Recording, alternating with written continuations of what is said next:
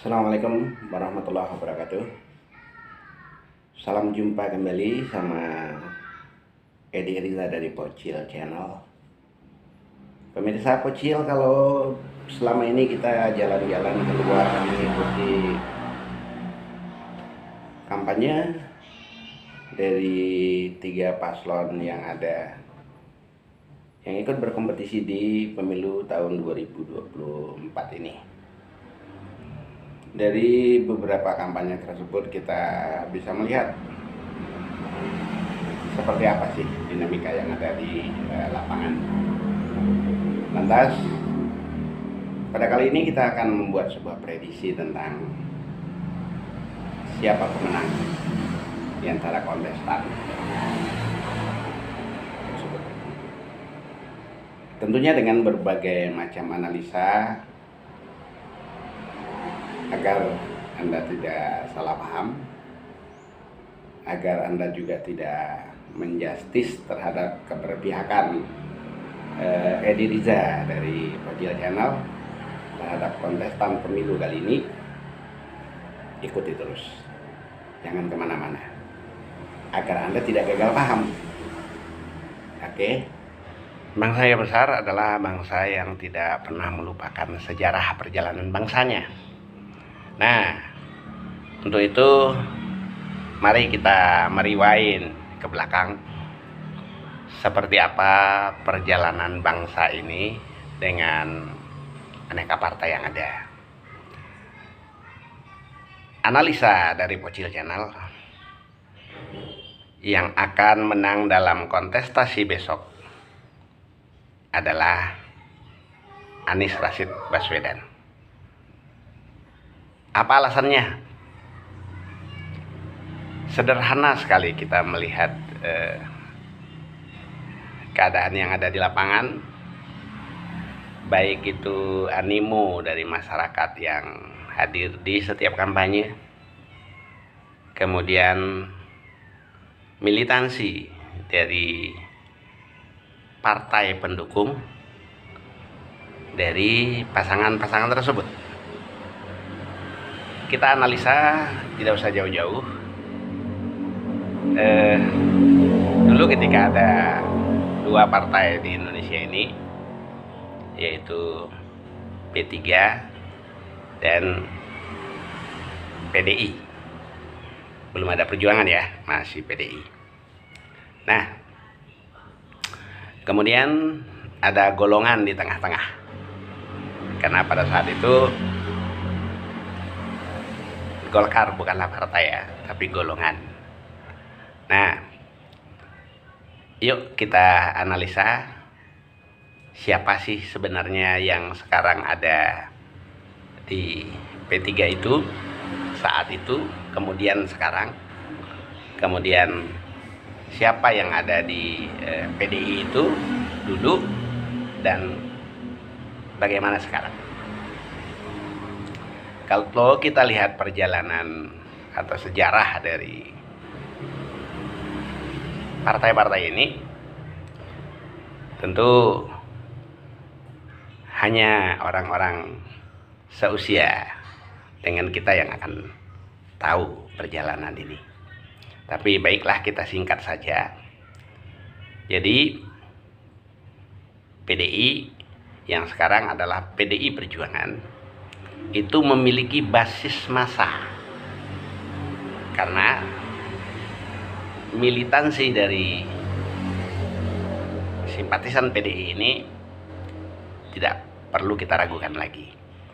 Itu dari zaman dahulu masih PDI sampai sekarang PDI Perjuangan masih tetap memiliki basis massa yang solid. Lantas P3 pada zaman dahulu, kita lihat ketika kampanyenya di mana-mana, apalagi kalau jurkamnya sudah ramai-ramai yang turun ya ke daerah, itu bisa berpuluh-puluh kilometer macet, saking banyaknya dan militannya pendukung dari P3 itu sendiri. Namun pada kenyataannya partai-partai di Indonesia tidak pernah menjadi pemenang. Yang menang tetaplah golongan yang pada saat itu golongan karya. Baik.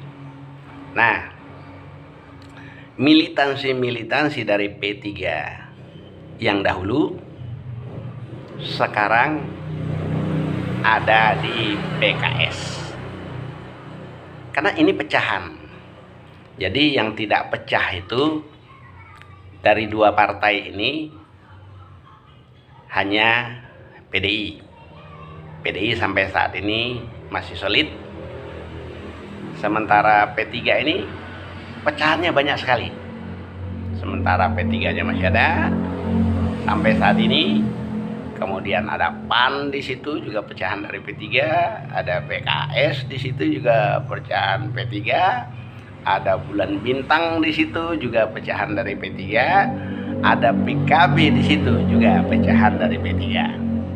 Nah, yuk kita telisik lagi. Lantas militansi yang ada di dua partai ini ketika ini digabungkan, bisa terbayang dahsyatnya kemenangan Anies Rashid Baswedan. Lantas kalau 02 sendiri bagaimana? Yuk kita lihat suaranya.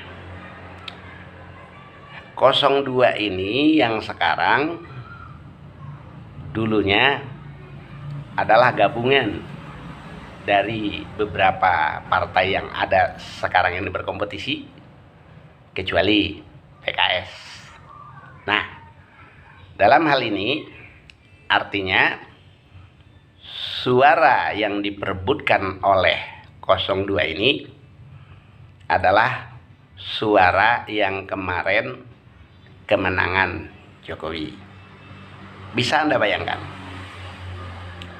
Ketika sekarang Jokowi sendiri dan Ganjar Pranowo dari PDIP itu berkompetisi, bagaimana nasib suaranya?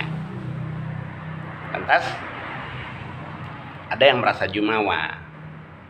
Oh, partai kami kan banyak dan suara kami atau kursi kami di DPR sangat dominan. Sahabat,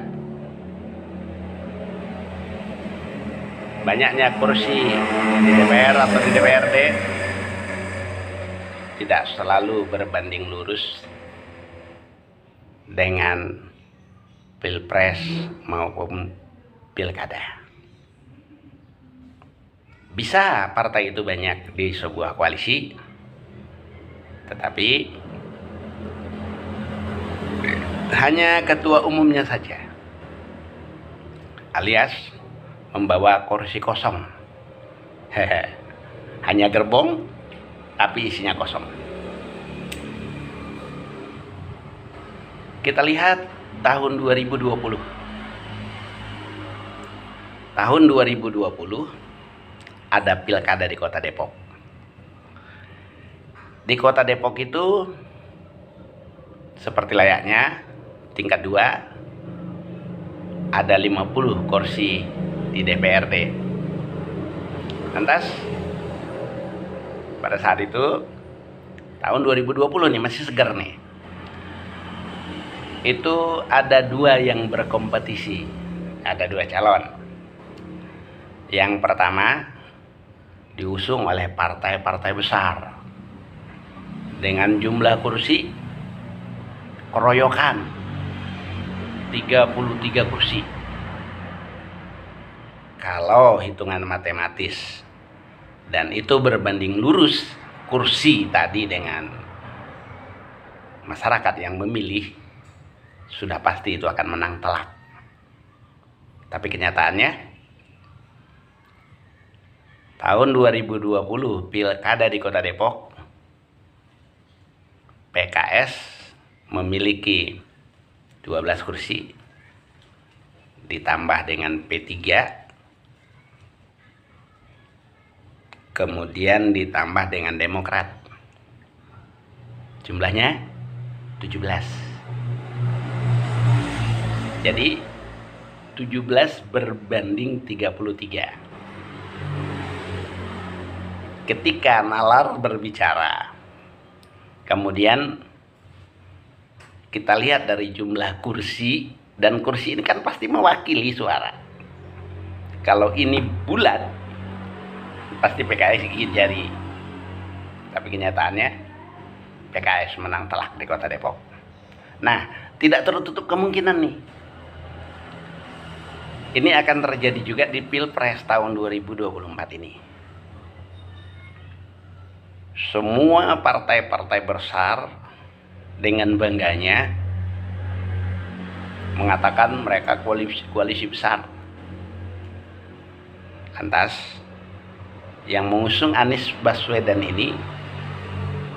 ini kursinya sangat minim di DPR. Lantas 03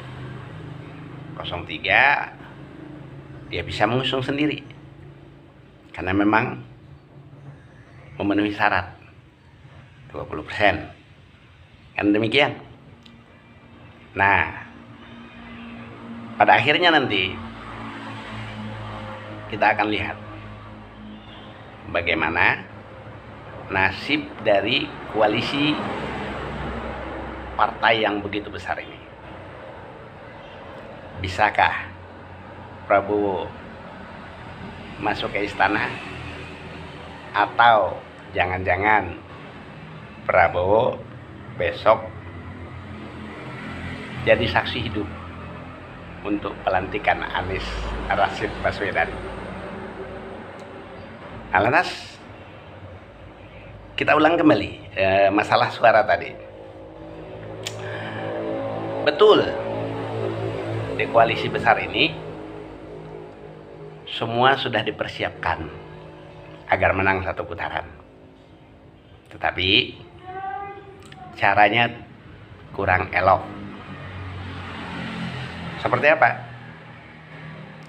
Dengan sengaja dibentuknya PJ di setiap daerah. PJ gubernur, PJ wali kota, dan PJ bupati.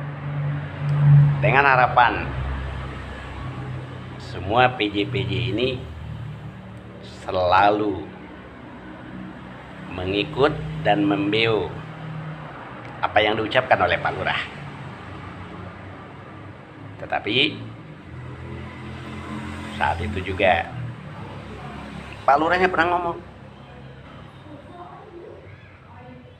ASN, TNI, Polri harus netral. Lantas tidak lama sesudah itu Pak Lurahnya pun ngomong lagi, kalau dirinya juga sebagai presiden aktif berhak dan boleh untuk berkampanye. Demi apa? Tentu demi pemenangan anaknya yang sekarang menjadi wakilnya Prabowo Subianto. Apakah mungkin seluruh suara ASN akan masuk kepada 02? Kita saksikan. Kita akan bahas lebih detail pada episode berikutnya. Tentunya dengan analisa yang lebih mendalam. Baik, demikian dulu analisa kali ini dari Edi Ediza Pocil Channel. Ingat, satu suara Anda sama nilainya dengan satu suara presiden. Nasib bangsa ini ditentukan dari suara Anda. Jadi jangan lupa tanggal 14 besok Februari, gunakan hak pilih Anda. Sekali lagi, nasib bangsa ini tergantung dari suara Anda. Demikian, salam persahabatan, salam persatuan, salam kebangsaan. Assalamualaikum warahmatullahi wabarakatuh.